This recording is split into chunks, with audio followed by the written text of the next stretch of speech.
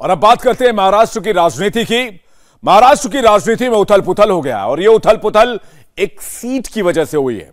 उद्धव ठाकरे, संजय राउत, शरद पवार, सोनिया गांधी, चारों की calculation fail हो गई।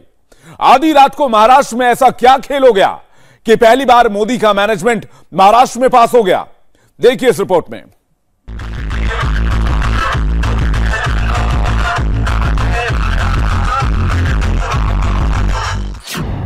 जबरदस्त मैनेजमेंट, शार्प स्ट्रेटजी, रिजल्ट 100%। 3 में पूरे 3। फुल मार्क्स के साथ बीजेपी विन।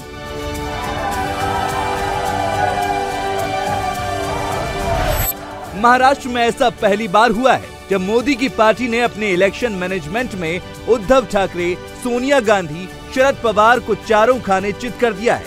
बीजेपी ने ऐसा कैसे किया? मैं ऐसा मानता हूं कि इस विजय के बाद जो बात मैं लगातार कह रहा था कि 2019 में महाराष्ट्र की जनता ने मोदी जी पर विश्वास रखते हुए महाराष्ट्र में बीजेपी को चुनकर दिया और साथ में शिवसेना को चुनकर दिया, और जिस प्रकार से हमारी पीठ में खंजर घोंपकर एक सरकार तैयार की गई, ये अंतर विरोध से भरी हुई सरकार चल नहीं पाएगी, काम नहीं कर पाएगी। चल तो रही है, लेकिन मुख्यमंत्री जी की कार चल रही है, सरकार बंद है, सरकार नहीं चल रही है। शिवसेना का धोखा, महाविकास अघाड़ी में अंतर विरोध, ठाकरे सरकार का कामकाज। विपक्ष के 3 पॉइंट ऐसे थे जिस पर टीम बीजेपी ने बहुत ही एक्यूरेसी के साथ काम किया, जिसका नतीजा बीजेपी को 6वें उम्मीदवार की जीत से मिला, जिस पर शिवसेना ने एड़ी चोटी का जोर लगा दिया था। ये जीत कितनी अहम है उसकी वैल्यू खुद शरद की बात से समझ सकते हैं। शरद पवार इसे चमत्कार कह रहे हैं, लेकिन ये चमत्कार हुआ कैसे और किया किसने? त्यांना मतदान झालेलं आहे, याच्यात वेगळं काही नाही। जो चमत्कार झालेला आहे तो चमत्कार मला मान्य केलं पाहिजे की देवेंद्र फडणवीस यांची माणसं आपलीशी करणं विविध मार्गाने त्या मार्गात त्यांना यश। अब जब विरोधी तारीफ करने लगे तो समझना मुश्किल नहीं है कि दुश्मन कितना स्मार्ट और तेज था। बीजेपी के तीसरे उम्मीदवार धनंजय महादिक की जीत की सूत्रधार देवेंद्र फडणवीस बने, लेकिन ये हुआ कैसे? महाविकास अघाड़ी को फडणवीस ने कैसे परास्त कर दिया? 2 दशक के बाद राज्यसभा चुनाव में वोटिंग हो रही थी। मामला 6वीं सीट को लेकर फंसा था। आंकड़ों की बाजीगरी में फडणवीस ने बाजी मार ली। देवेंद्र फडणवीस व्यवहारिकता के साथ रणनीति बनाते रहे, जबकि महाविकास अघाड़ी की कोई सामूहिक रणनीति नहीं दिखी। एनसीपी प्रफुल्ल पटेल को जिताने तक सीमित रही। कांग्रेस इमरान प्रतापगढ़ी की सीट निकालने में लगी रही। संजय राउत की जीत को लेकर आश्वस्त शिवसेना संजय पवार की जीत पर भी आश्वस्त थी, और शिवसेना का यही अति आत्मविश्वास उसे ले डूबा। महाविकास अघाड़ी के लोग रिजॉर्ट में उलझे रहे, जबकि फडणवीस रणनीति बनाते रहे। फडणवीस का कुशल प्रबंधन और दृढ़ इच्छा शक्ति ऐसी रही कि 2 विधायक पीपीई किट में भी वोट डालने पहुंचे। फडणवीस खुद लगातार उनसे कोऑर्डिनेट करते रहे, और जब वो पहुंचे तो गेट पर स्वागत के लिए खड़े थे। आज जहां देश में 8 वर्षों में माननीय मोदी जी ने देश को बदला है, वही देश का सबसे अहम राज्य महाराष्ट्र पिछले 2.5 साल से बंद है। पिछले 2.5 साल से यहाँ के प्रोजेक्ट्स बंद है। न किसानों के बारे में कोई सोचता है, न मजदूरों के बारे में कोई सोचता है। सरकार कोई काम करती हुई हमको दिखाई नहीं पड़ती, और इसी अंतर विरोध को हमने राज्यसभा के चुनाव में भी देखा। राज्यसभा के चुनाव में जिस प्रकार से हमको वोट मिले हैं, जिस प्रकार से अपनी सत्सद विवेक बुद्धि को जागृत कर कई एमएलएज ने हमको चुनकर दिया है, उन सबका मैं आभार व्यक्त करता हूं। भारतीय जनता पार्टी को ये जो जीत मिली है, इसमें विशेष रूप से, क्योंकि कल ये कहा जाएगा कि हमारा एक वोट ये इलेक्शन कमीशन ने वहां पर कैंसिल किया, वो वोट भी अगर इनको मिलता तब भी हमारी जीत होती। नवाब मलिक इनको वोटिंग का अधिकार मिलता तब भी हमारी जीत होती। तो एक प्रकार से पूरी कन्विंसिंग विन ये हमको यहां पर मिली है। मैं विशेष रूप से हमारे उन 2 विधायकों का आभार व्यक्त करना चाहता हूं, हमारे लक्ष्मण जगताप जी और हमारी मुक्ताताई टिळक, जिनकी तबीयत बहुत खराब होने के बावजूद भी पार्टी को आवश्यकता है, इसलिए वे यहां पर आए और उन्होंने अपना मतदान किया, जिसके कारण हम ये विजय यहां संपन्न कर पाए। फडणवीस जब अंतर विरोध की बात कर रहे हैं तो इसका मतलब यही है, जिसका उन्हें अच्छी तरह से पता था और उन्होंने अच्छी रणनीति बनाई और उसका सही फायदा उठाया। लेकिन ये सब हुआ कैसे? आखिर फडणवीस ने कैसे शिवसेना का खेल खराब कर दिया? फडणवीस का पूरा जोर तीसरे कैंडिडेट पर था। उसे जिताने के लिए महाविकास अघाड़ी के तकरीबन 10 वोट को तोड़ना जरूरी था। बीजेपी के पीयूष गोयल 48 वोट और दूसरे उम्मीदवार अनिल बोंडे को 48 वोट मिले। महाविकास अघाड़ी में एनसीपी के प्रफुल्ल पटेल को 43 वोट, शिवसेना के संजय राउत को 42 वोट और कांग्रेस के इमरान प्रताप गढ़ी को 44 वोट मिले। लेकिन बाजी पलटी कैसे? दरअसल राज्यसभा चुनाव की वोट काउंटिंग को महाविकास अघाड़ी सही से जोड़ घटा नहीं पाई, जबकि फडणवीस एक एक वोट की वैल्यू को समझकर अपने विधायकों को समझाते रहे और प्रेफरेंस वोट में बीजेपी आगे निकल गई। राज्यसभा सांसद की वोट वैल्यू 41 थी। बीजेपी के धनंजय महाडिक के पास 27 वोट थे, जबकि शिवसेना के संजय पवार के पास 33 वोट थे। सबसे ज्यादा पहली पसंद के वोट पीयूष गोयल और अनिल बोंडे को 48-48 मिले। उनकी पहली पसंद के 7-7 वोट धनंजय महाडिक को ट्रांसफर हो गए। मतलब धनंजय महाडिक 27 + 7 + 7 वोट, कुल वोट 41। इसलिए धनंजय महाडिक जीत गए, जबकि शिवसेना के संजय पवार को सिर्फ एक ट्रांसफर वोट मिला, जिसकी वजह से कुल 34 वोट पड़े, इसलिए उनकी हार हो गई। महाराष्ट्र राज्यसभा चुनाव की कमान बीजेपी की तरफ से देवेंद्र फडणवीस ने संभाली। फडणवीस शुरू से इस बात को जानते थे कि अपने तीसरे कैंडिडेट को जिताने के लिए प्रथम वरीयता के वोटों की संख्या कम पड़ेगी और ऐसे में नौबत आएगी द्वितीय वरीयता के वोट पर। इसलिए अपनी पूरी रणनीति उन्होंने इसके इर्द गिर्द बुनी। साथ ही साथ विधायकों को समझाया कि वोटिंग किस प्रकार से किया जाना है ताकि वो कैंसिल ना हो। दृढ़ इच्छा शक्ति ऐसी कि 2 विधायक जिनकी तबीयत खराब थी, उन्हें भी पीपीई किट में वोट देने के लिए बुलाया, खुद उनकी अगवानी भी की। इसके अलावा छोटे छोटे दल और निर्दलियों को साधने में भी फडणवीस भारी पड़े, जिसका नतीजा है कि शरद पवार खुद मान रहे हैं कि ये चमत्कार फडणवीस का है। चुनाव के अंकगणित में फडणवीस का फॉर्मूला काम कर गया, जबकि महाविकास अघाड़ी पासिंग मार्क भी नहीं ला सकी। यह बहुत पेचीदी होती है, तो ऐसे उसमें जो एक टेक्निकल बहुत बातें हैं, उसमें वो सेकंड प्रेफरेंस, थर्ड प्रेफरेंस वोटों का गणित करके वो जीत गए हैं। दूसरे कुछ लोग बाजार में खड़े थे, इंडिपेंडेंट या और वो वहाँ चले गए। ऐसे बाजार में बहुत बार लोग आते हैं चले जाते हैं, लेकिन we have noted that people कि महाराष्ट्र में हॉर्स ट्रेडिंग में कौन खड़े थे, उसका नोटिंग हो गया है। तीसरी इम्पोर्टेंट बात है, हमारा एक वोट जो है वो डिस्क्वालीफाई किया गया, इसकी कोई ज़रूरत नहीं थी। अगर हमारा वोट डिस्क्वालीफाई किया है, उस कारण से हम बीजेपी के 2 मतों पर हमारा आक्षेप था, ऑब्जेक्शन था, उसका ऊपर कोई सुनवाई नहीं हुई है। अभी कार्यकर्ताओं से, साथियों से मुलाकात करने दीजिए। बस मैं आपसे ये कह रहा हूँ कि बहुत खुश हूँ। जिंदगी में जो बहुत मेहनत की थी, अपने शहर की ताज़ा हवा लेके चला था, हर दर्द की यारों में दवा लेके चला था। मुझको यकीन था कि रहूंगा मैं कामयाब, क्योंकि मैं घर से माँ की दुआ लेके चला था। बड़े संघर्ष के बाद जीत के आए हैं। भारतीय जनता पार्टी ने तमाम साजिशें की, काउंटिंग देर से शुरू करवाई, उसके बाद भी हम लोगों ने पूरे धैर्य से इस चुनाव को लड़ा और अंततोगत तो हम लोग चुनाव जीत करके आए। मुझे इस बात की बेहद खुशी है। मैं महाराष्ट्र के अपने तमाम विधायकों का शुक्रिया अदा करूंगा, जिन्होंने इतनी शानदार और बड़ी जीत दिलाई। महाविकास अघाड़ी के लोग बीजेपी पर भले आरोप लगा रहे हैं, लेकिन सच तो ये है कि बीजेपी ने वो कर दिया जिसकी उनको उम्मीद तक नहीं थी। लेकिन फडणवीस ने ये सब किया कैसे? बीजेपी के नेतृत्व को पता था कि सामने उद्धव ठाकरे, शरद पवार, सोनिया गांधी की सेना है, जिनको आसानी से मात नहीं दिया जा सकता है।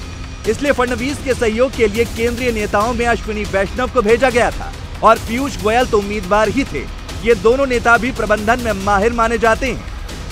मैं विशेष आभार व्यक्त करना चाहूंगा अश्विनी वैष्णव जी का, जो देश के रेलवे मंत्री और आईटी मंत्री है और हमारे प्रभारी के रूप में उन्होंने यहाँ पर पूरा काम देखा और उनकी भी बहुत मदद हमको इस सारे काम में मिली।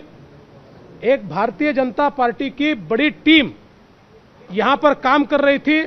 मेटिक्युलस प्लानिंग के साथ इस समूची टीम ने इसको संपन्न किया, इसीलिए हमको ये जीत मिली है। अश्विनी वैष्णव, पीयूष गोयल जैसे पॉलिटिकल मैनेजर के साथ मिलकर फडणवीस ने सबसे पहले छोटे सहयोगी दल और निर्दलियों को साधने में रणनीति पर काम शुरू किया, जिसमें उन्हें कामयाबी मिली, जिसने जीत 100% तय कर दी। महाविकास आघाड़ी के साथ जो निर्दलीय थे, जिन्हें शिवसेना को वोट नहीं मिला, उसमें संजय शिंदे, देवेंद्र भुयार, हितेंद्र ठाकुर के साथ उनकी बहुजन विकास आघाड़ी के कुल 3 विधायक बीजेपी के खेमे में आ गए। 5 अन्य विधायक भी शिवसेना और एमवीए की तरफ जो आने थे, वो एन मूवमेंट पर बीजेपी के साथ चले गए। मुझे ऐसा लगता है कि ये जो अभी किसियानी बिल्ली खंबा नोचे वाली स्थिति महाविकास आघाड़ी की दिखाई पड़ रही है, लोगों को विक्टिमाइज करने की जगह उन्होंने इस हार से ये सीखना चाहिए कि जनता में भी अनरेस्ट है और उनके एमएलएज में भी अनरेस्ट है और ये अनरेस्ट रिफ्लेक्ट हो रहा है और इसलिए अपने कारोबार को सुधारने का प्रयास महाविकास आघाड़ी ने करना चाहिए। जिस प्रकार का भ्रष्टाचार, अनाचार, दुराचार, अत्याचार महाराष्ट्र में देखने को मिल रहा है, महाराष्ट्र की जनता उससे निजात चाहती है और उसी का रिफ्लेक्शन आने वाले सारे चुनाव में देखने को मिलेगा और महाविकास आघाड़ी परास्त होगी। एक तरफ बीजेपी कुशल और व्यवहारिक रणनीति अख्तियार करते हुए दिखी, वहीं दूसरी तरफ महाविकास आघाड़ी के दल सिर्फ अपने कैंडिडेट को लेकर चिंतित रहे। उनके बीच समन्वय की जबरदस्त कमी रही। रिजॉर्ट और होटल में उलझे रहे विधायकों को यह बताया नहीं कि उन्हें वोटिंग कैसे करनी है। जहां तक बात द्वितीय वरीयता का वोटों का है, उस पर तो शायद उन लोगों ने होमवर्क ही नहीं किया। देवेंद्र फडणवीस पूरे कॉन्फिडेंस में है। धनंजय महाडिक की जीत के साथ शिवसेना को मैसेज दे दिए हैं कि कोल्हापुर पर अब बीजेपी का पांव जम गया है, क्योंकि धनंजय महाडिक कोल्हापुर से आते हैं। यह जीत भविष्य में शिवसेना के लिए बड़ी चुनौती साबित हो सकती है।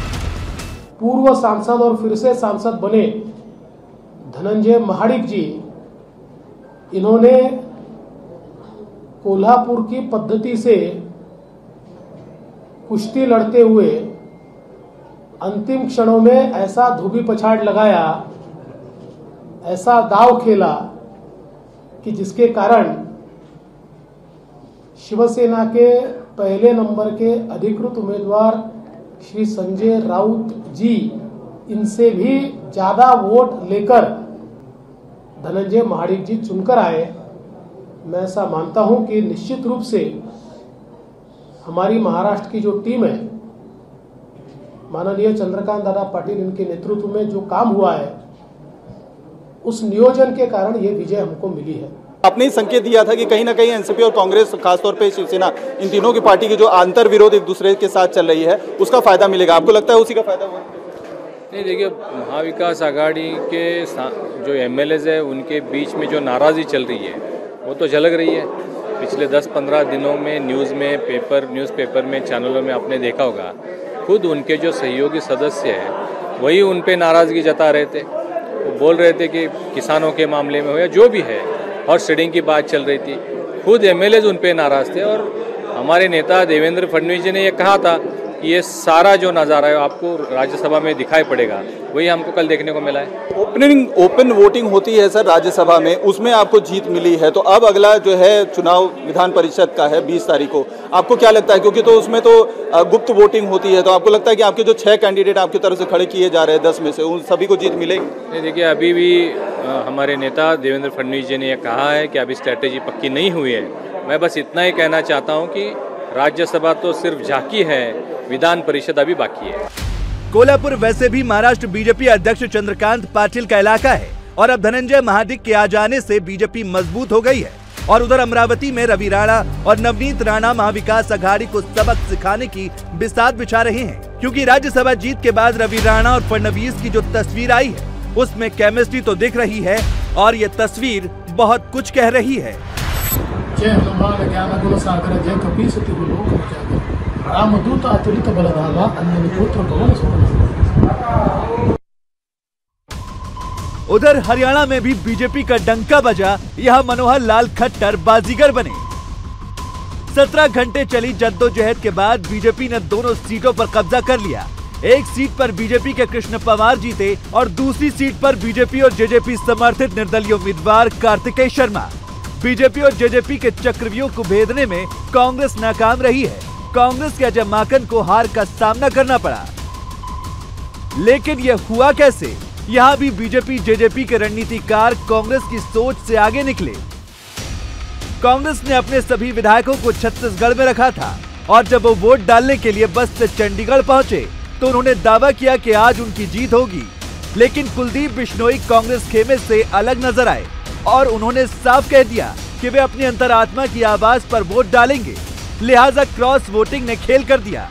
निर्दलीय उम्मीदवार कार्तिकेय शर्मा ने कांग्रेस उम्मीदवार अजय माकन को हरा दिया। माकन को 30 वोट मिले, 1 वोट रद्द हो गया, इसलिए उनके 29 वोट ही काउंट हुए। देखिए, बहुत खुला वोट दिया उन्होंने और अपने अंतरात्मा की आवाज से दिया। उन्होंने कुछ छुपा के नहीं दिया और निश्चित रूप से मैं कह सकता हूं कि उनकी जरूर आस्था मोदी जी के, केंद्र की सरकार के जो नीतियां हैं, जो उपलब्धियां हैं, जो हमारी विचारधारा है, उससे प्रभावित होकर के ही किया होगा।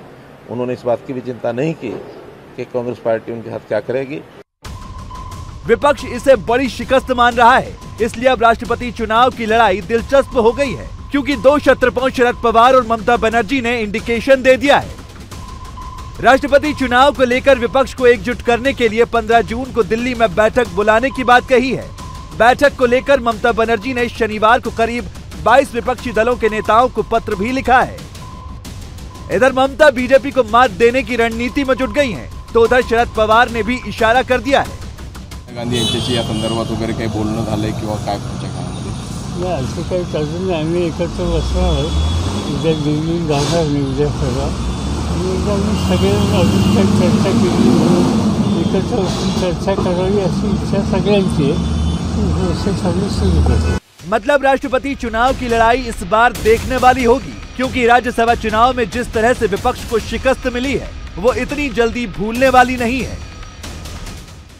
इंडिया टीवी हर वक्त हर जगह डाउनलोड करने के लिए सर्च करें India TV news Google play store या ऐप स्टोर पर।